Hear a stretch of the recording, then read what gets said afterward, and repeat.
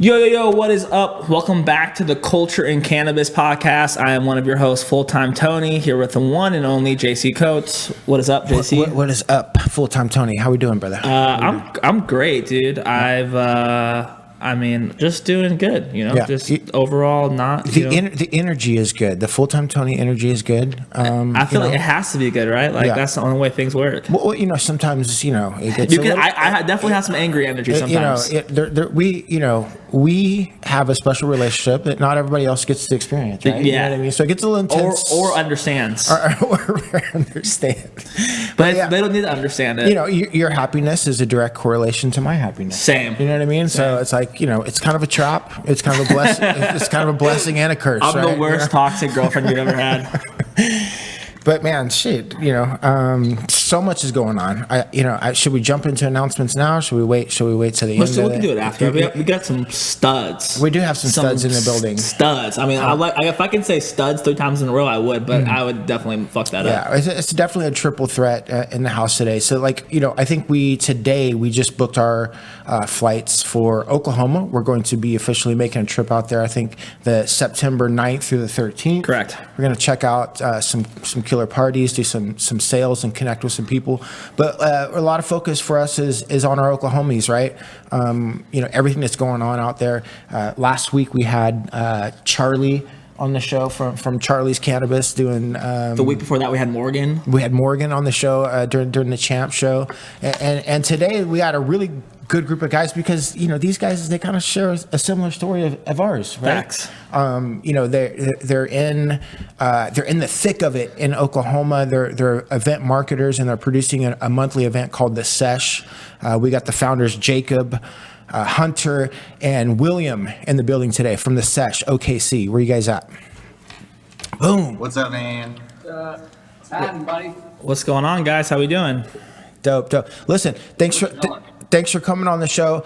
Quickly, tell us who you guys are and what you guys have got going on right now. Man, thank you. First off, thank you guys for having us, man.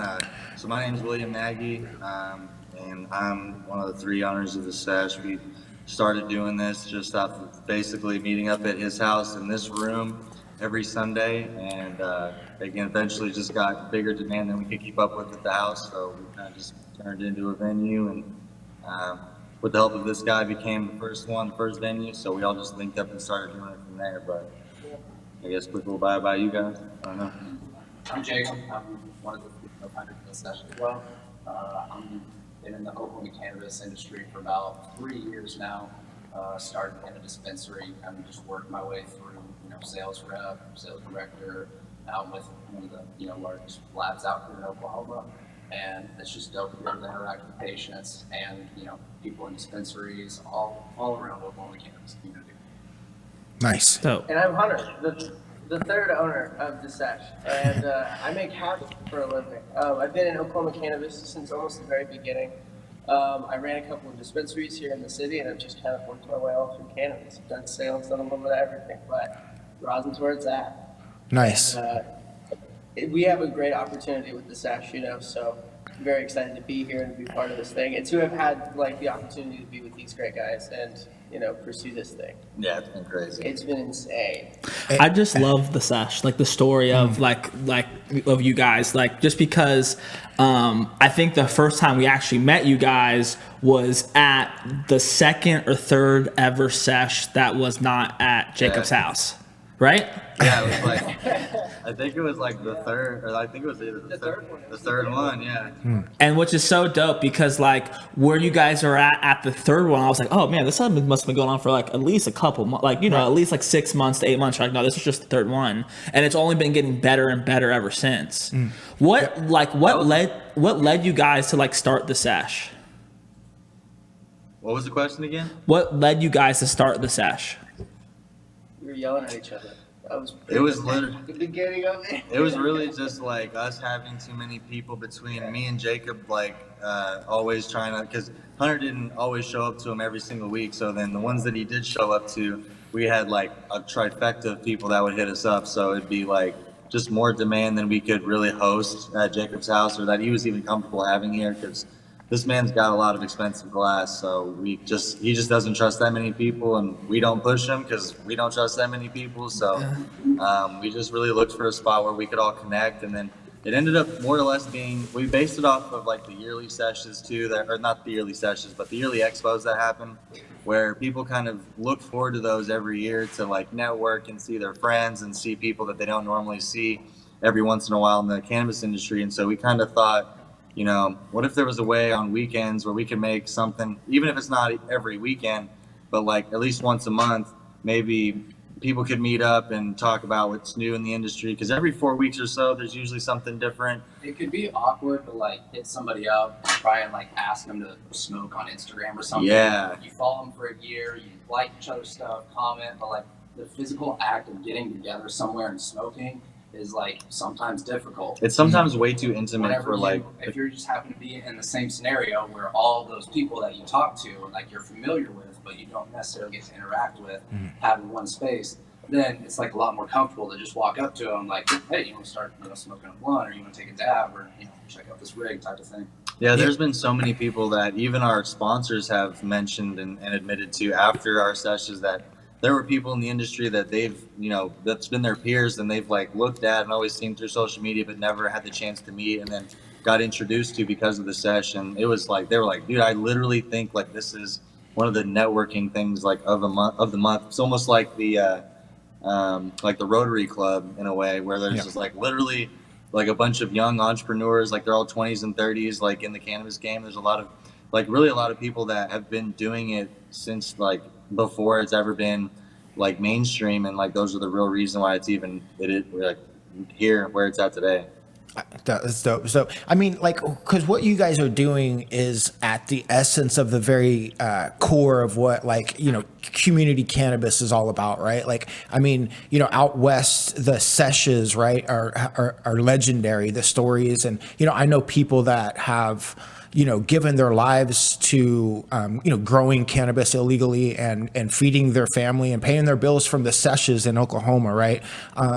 It's been a way of life for people in our community for many years, decades and decades. And it's so cool to see the kind of the resurgence of that culture pop up again in Oklahoma, because you don't see it as much as you used to. With the legal market kind of, unfortunately kind of stamping a lot of that culture out. But it's just really cool to see how the process of this, it still pops up in different areas. And you guys are doing a great example of that. Let's talk about some of like the, what is the main value of going to the sesh? Like, what am I going to expect when I walk in the door?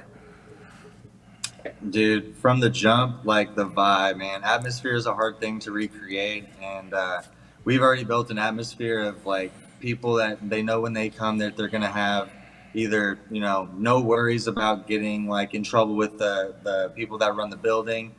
They know it's usually going to be an experience that they've probably never been to before. Like the Magnolia was a moment of history because the building's never had a consumption style event in it. It's never been smoked like even cigarettes in. So it's been around over 100 years. Probably cigarettes smoked in it before it was, back in the day. But so we kind of made history with that, and so we're kind of looking, for stuff like that. But also people expect like music, and I think it's the sponsors too. Like yeah, our sponsors always go. They hard. show out. They always like in a good competitive way try to like outdo each other and want to come back the next month even harder. Yeah, and it's awesome. Like I give a lot of this credit to our sponsors, just being like wanting to be involved in the community just like everybody else. Yeah, we literally would be nowhere without the people that choose to sponsor us. And now we're blessed to be in a spot where we're 3-4 months booked out. We've actually got somebody who we're working on the final details, but booked us for an entire month's event and wants to like literally paid for all the sponsorships up front. And so we're doing this. So we're booked all the way till our December sesh now, with the exception of a few spots in like October. But we're just like honestly just blown away every day. It's been just getting like almost harder and easier, like harder to make decisions because there's a lot of eyes on us. We're essentially trailblazing our own kind of thing for Oklahoma. So a lot of people aren't used to seeing this stuff around here, and there's a lot of haters popping up. So we're trying to just do the best we can with, you know, the best intentions as visible as possible, so people can see like this is supposed to be for everybody. It's not like we're not out here trying to make money off people. Like we tell people every day, like we literally don't make money off this. Like we actually included for the first time this sesh a community booth. Yeah. So we, you know, got a small business owner in the community that started their own business, and we have a few of them lined out, and we just gave them like their own little 6-foot table, little spot, and a free booth they're for going as hard as everybody else. Like, they're really excited. We gave them a free booth because it's like for people that, not that they couldn't afford it, but like probably wouldn't be like necessary in their marketing interests. So we're just doing it because there's a few people that we, you know, were recommended. Obviously he's been watching a few people that just deserve, you know, some recognition that normally wouldn't think of something like that because they're not like what they would consider a big cannabis company. It's good. It creates like a community vibe too. Like we always did free booths. A portion of our booths, I think we would do up to 10, that we would give 5 away to live artists, and then we would give 5 booths away to advocacy groups and nonprofits. And, you know, to this day, I have some, you know, people come up to me or mention, you know, some of those experiences that, you know, it's a special thing, right? When you're kind of like welcomed into a community, and then the community embraces you through that event experience. It's a really cool thing that what you guys are doing, right, for other people, and it's a special thing. And I think that you guys understand all that. What do you guys think that the main takeaway that you guys are getting from doing a community cannabis event experience? Like, what are you guys learning the most from the process? It looks like maybe they lost the mic here, Tony. No, we're trying. We're good. Okay, I'd say probably what we're learning the most is I think the community dealing with like everybody, criticisms. Criticisms as well, but like just being able to read a market and understand the market and like put our own spin on what people are trying to tell us to do, because obviously everyone wants to help, but like not every criticism is helpful, you know. Yeah. So we're learning a lot of like business, just like having to really just focus on, you know, staying true to what we have as a goal, what we envision our company going, or we envision our event, you know, representing. Being really selective on who we're working with too, because our reputation really is like what we base it on. I mean, this was a free event. Our first 3 were absolutely free. We footed the bill for all of it. And, you know, so when people say like, we don't want anybody to say that we're in it for the money, or like we collab with somebody so that we can get paid, or like, you know, someone takes care of all the work so that we don't have to do anything and we just, you know, are greedy. So we kind of just are on the side of, you know, caution, and trying to be as smart with our decisions and you know, do our due diligence and try to go, you know, slow and steady wins the race. You know, you can always bite the cookie slow. You can never just chew it all in one bite. So we know this is going to be potentially a big fucking nice cookie. So we're just kind of like slowly figuring out how to eat this thing without killing ourselves. Right. No, it's you got the right ideas. I mean, it's okay to make money. Right? Yeah, no, I was going to say that. That was like literally my next question. Like, you know, I think making money is a good thing, right? Because that means that it's successful. Like, you know, companies don't become successful by not making money, right? And so for anyone that hates on you guys that because you guys make money is absolutely ridiculous. Yeah. Like, everyone needs to make cash. Yeah, and you know, there's a right way to make money and there's a wrong way to make money, and I think you guys are definitely going about it the right way, and you have the right intentions about that. And to the haters, I mean, like, I think I have a few haters. Do I have a few haters? I think I got a couple haters too. Tony's got a few haters. I think once somebody told me, you know, it's part of the process, right? Haters are a part of the process, unfortunately. You know what I mean? So it's like, you know, I got that direct message the other day. Did you get the Sesh direct message? So somebody had made a fake account for the Sesh OKC. Yes. They put like a direct message and sent me a link to sign up here. I had been specially chosen that I was going to win somebody. I didn't click the link, right? But then we learned it was a fake account, and you know, people are coming after you. You know, that's like the best thing ever, right? It's like when someone makes a fake account. Yeah, dude, it sucked. A couple people fell victim to it, unfortunately, and got their credit card information stolen. So honestly, it was really bad. Yeah, Jesus, it was really bad. Yeah. So we made a post and all that stuff. It's definitely a problem. So we're trying to figure out how to tackle that. But we made like at least 50, 60 reports with all the people that commented, and it's still up. So Instagram's fucked. Yeah. Instagram is fucked. Yeah. So, all right. So, I mean, for the people that don't know, like events in Oklahoma are a little bit crazy, right? They're pretty legendary, low key. They're pretty legendary. They're definitely nothing like they are in Nevada, Las Vegas, especially. I think just for the fact that for one, you can smoke weed. Motherfuckers be blowing at these events. Basically, like, not just like a small joint. Like people are smoking fucking weed, like pounds on pounds on pounds. Like, and it's like not illegal. Like it's not like no, and not one person's tripping. Right. Nobody's tripping. You know what I mean? I've seen like at bars, like legit. I've been at bars. Outside at a bar, drinking a cocktail on the bar's property, and people just smoking all around me. Like at nice bars too, like not shitty bars, nice bars as well. One time me and Chuck smoked. There's this, I think it's called the Indigo Hotel in Tulsa, and there's this like rooftop bar, and we legit smoked outside. The bartender came out, and I for sure thought the bartender's like, "Yo, you got to dip. Like you can't be smoking here." He was like, "No, can I take a hit?" He's like, and I was just like, "Yo, this is fucking crazy right now. If I was in Vegas, they would have kicked my ass out a long ass time ago." Yeah, shit, it's just crazy. I grew up in Oklahoma City. That's where I was born and raised. I moved to Vegas when I was 28, I think. But like there was a mall down there, Crossroads Mall. It's like legit a like full on mall. I think it's not like closed now, but like some of these cannabis companies rented out the whole fucking mall, and they turn an event into the entire mall in Oklahoma City. And this is kind of like what you're dealing with out in Oklahoma. It's wild and crazy. How do you guys separate yourselves as event marketers in a market that's so crazy with events? I think just by doing it organically, not trying to force anything at any given time. Again, choosing the right vendors, all of them that want to participate, none of them that are just doing it for marketing. A lot of the pop-ups that you see at dispensaries are like a guy or a girl like sitting behind a table, just like waiting for somebody to come talk to them, or if it's incredibly busy and there's just like not enough for them to interact with and give somebody their like undivided attention.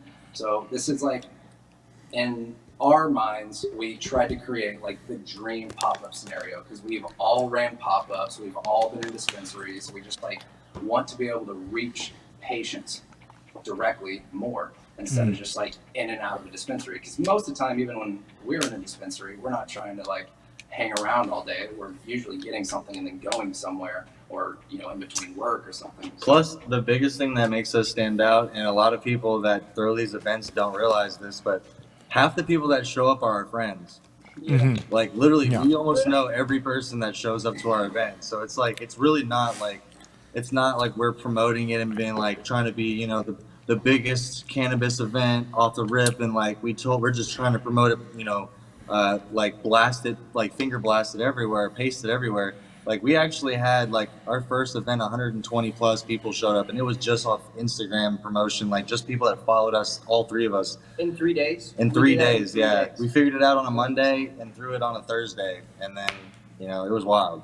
Yeah, so, it sounds like authenticity is everything, right? That's what it sounds like, right? You guys, it's like the real deal. You ain't trying to just like make up some cannabis experience. It started in your fucking living room, for God's sake, right?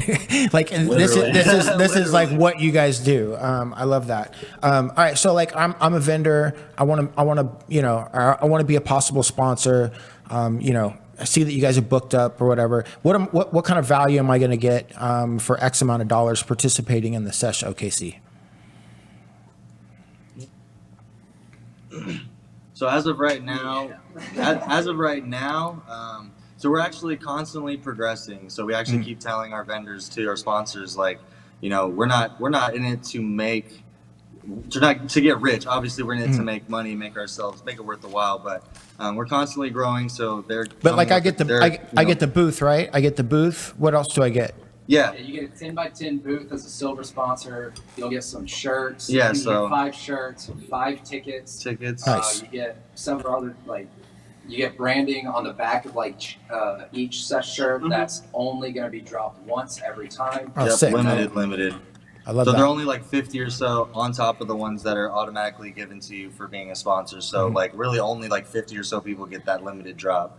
Nice. But like I said too, we're constantly getting more stuff. So like there'll be added shirts, there'll be added stuff going into it. But yeah, right now we've got two different booth sizes with a bunch of couple different options for tiers. For the gold Nice. spot, you get double pretty much everything we just mentioned, and then you get like 3 personalized tables at the sesh. So you're Sick. able to like actually do whatever you want with the community in Yeah. your section of tables. You can have like your own people in your own section. And your own cannabis, right? I can bring my own cannabis, right? Yeah. And that's the whole thing. Everyone's bringing. All the sponsors 100%. bring their own cannabis. We might have to do this. Now, so do you have any spots open in December? I think Yeah. October. I think Is it I think- October? I think they just said October. They got some spots open, so maybe we'll We have got a to. spot in October. Okay. All right. Well, we might Yeah, after this no problem. podcast, we might be talking. We got a gold spot, a couple silver Yeah. spots. Oh, I would take that gold spot. Fuck it. Should we bring Mike Jones with us? I don't know, man. Maybe potentially. I don't know. Mike Jones. Start capping. Mike Jones, we have a deposit with Mike Jones from literally like a year and a half ago that we're going to throw a 420 party for my birthday up in Reno, and it never happened. And Mike hits me up at least once a quarter, be like, hey, are we going to ever do a fucking concert together? Or, but maybe, you know, October sesh, you know, that might be a good spot to bring him. I don't know. We'll see. We'll see. You let me know and it's on. Okay, cool. Who's got the best weed at the sesh? Who's got the best weed? Oh, shit. Sorry. I don't know if that's a good question to ask, bro. Question, bro. I know Yeah. some of the sponsors might get mad. Yeah. So all right. So how many flower sponsors do you guys usually have out there? So you got Charlie's, you got Next 2 to Leaf. 3. Okay. And then how many sponsors and vendors are there normally in total?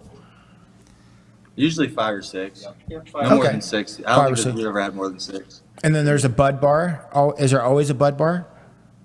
It's those are up to the sponsors. Up to the sponsors. And then do you guys set up? Sponsors usually go crazy. They do the dab bars, right? The dab bars, and then That too, yeah. that's crazy, man. You know what I noticed about Oklahoma, like the products that are getting made on the production side can be super wild. Yeah. right? Oh yeah. Like- yeah. Just wait. They're way far advanced when it comes to production. I mean, it's like 2,000 milligram fucking Gummies. bags of gummies and shit. What's the craziest production item that you guys have ever seen at the sesh? Today, I just saw a 4,200 milligram chocolate bar. Yeah, the jacked and up it was bar. $100. Oh, Yeah, those. the That's jacked the. up bar is That's easily the craziest donkey. thing I've seen so far. Yeah. That's the donkey, right? Yeah. Yes, Jeez, 4,200 man. milligrams. Yeah, that's actually insane. It probably tastes so bad. I mean, I There's can no way- I bet it tastes like battery acid.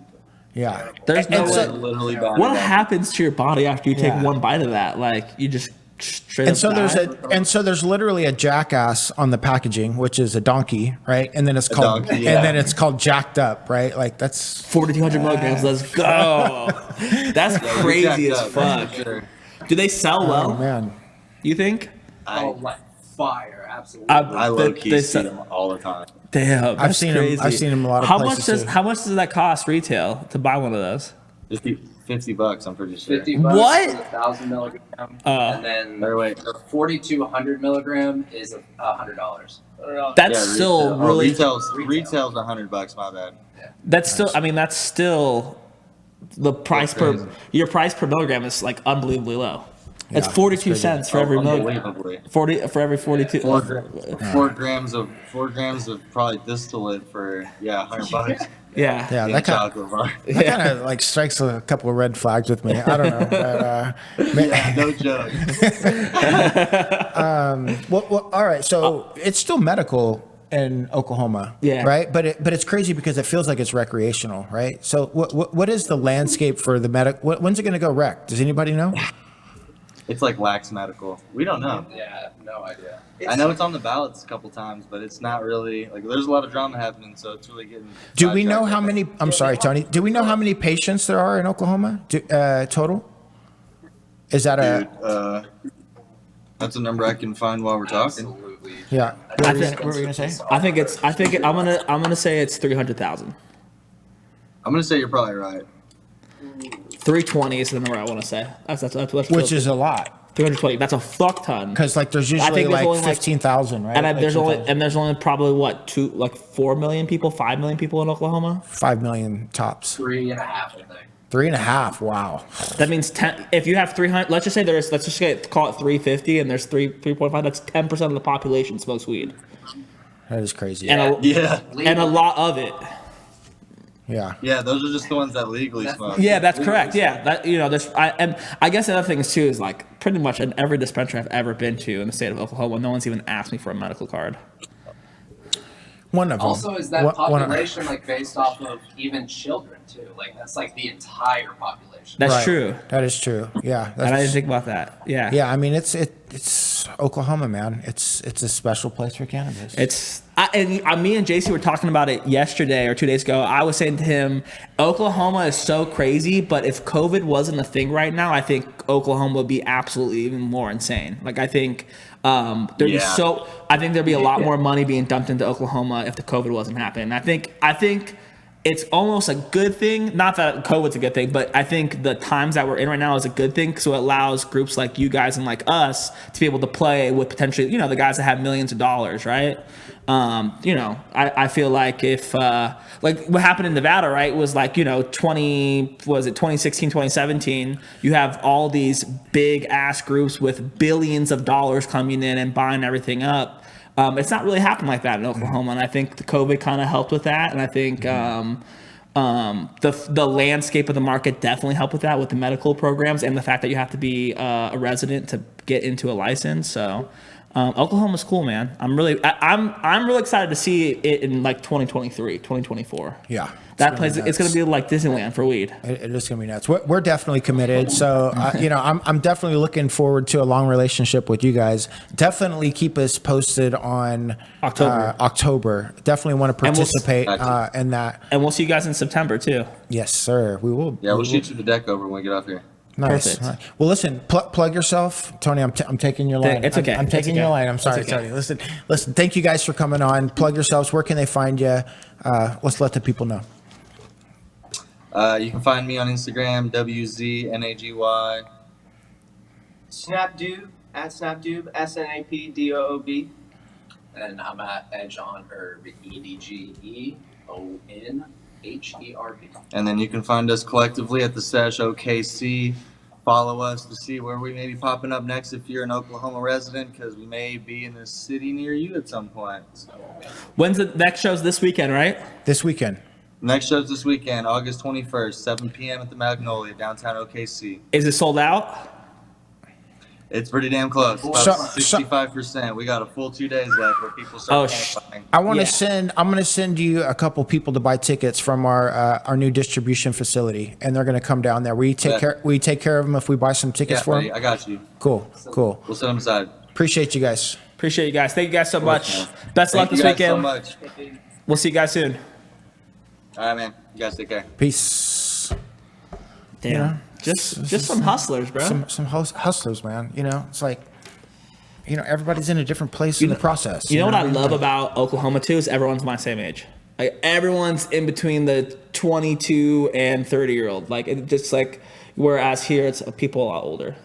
Yeah, you think so? Is that? I think the market's a lot older here compared to there. That's why I think it's so much more inventive. People don't give a fuck as much. Yeah, it does seem like the industry, the people working in the industry tend to be a little bit younger in Oklahoma for the most part. I think the owners too are younger just because of the fact that you don't need to have big resources to own a facility. A younger guy can get in the game a lot easier. You're correct about that. That's probably a very good observation.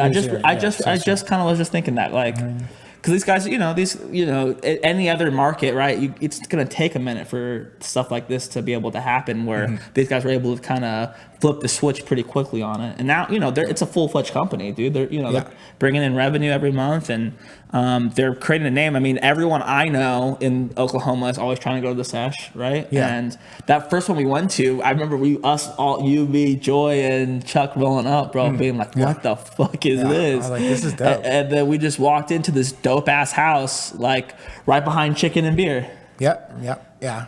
It's crazy, man. I was just talking to somebody this morning about. He was like, "When did you know culture and cannabis was going to be like a thing or whatever?" And I was just like thinking back on it when we first started doing the events, and I didn't ever know it was going to be what it is now. You know what I'm saying? And it was we still don't know. And we still don't know what it's going to be, right? And it's like I often when I talk to those guys, you know what I mean. I wonder if they realize what they could actually create with that thing. It's just crazy to think about.